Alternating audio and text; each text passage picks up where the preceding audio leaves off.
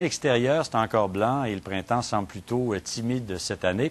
Mais le vert était à l'honneur à Ottawa au salon Maison et Jardin, vert pour l'été et vert pour l'environnement. Et comme va nous le dire Frédérica Dupuis, rénover de façon écologique, c'est maintenant dans le vent. Il n'y a qu'à repérer les décalques pour trouver. Et cette tendance verte dans le monde de la rénovation a de plus en plus d'adeptes. On sait que les gens achètent un peu moins de nouvelles maisons de ce temps-ci, ils rénovent beaucoup. Donc, ça devient très important à ce moment-là d'être capable pour eux de rénover de façon plus écologique. Si bien que depuis quelques années, une vaste gamme de nouveaux produits et services a fait son apparition sur le marché, comme cette compagnie qui fabrique du gazon synthétique. No use of fertilizers, no use for water. Pas de fertilisants, pas d'eau et pas de tondeuses à gazon non plus ne sont nécessaires pour avoir un terrain parfaitement vert.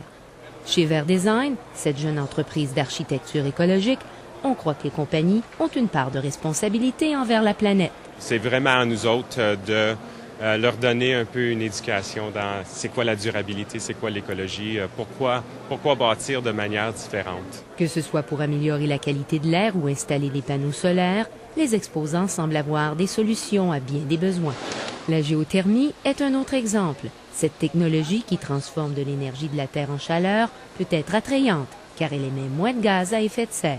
Même ceux qui sont aussi soucieux de l'esthétisme peuvent y trouver leur compte. On propose des cuisines en bambou, dernière tendance. Le bambou, ça c'est une ressource qui est renouvelable. Donc c'est ça qui fait que c'est vert. Puis les cols qui sont utilisés pour le compressage du bambou sont sans émission. Est-ce que vous êtes prêt à payer plus, par exemple? Oui, mais ça dépend encore. Hein? C'est combien? Hein? Quand on dit plus, tout est relatif. Si on pose des gestes plus verts, il faut aussi être prêt à payer plus cher.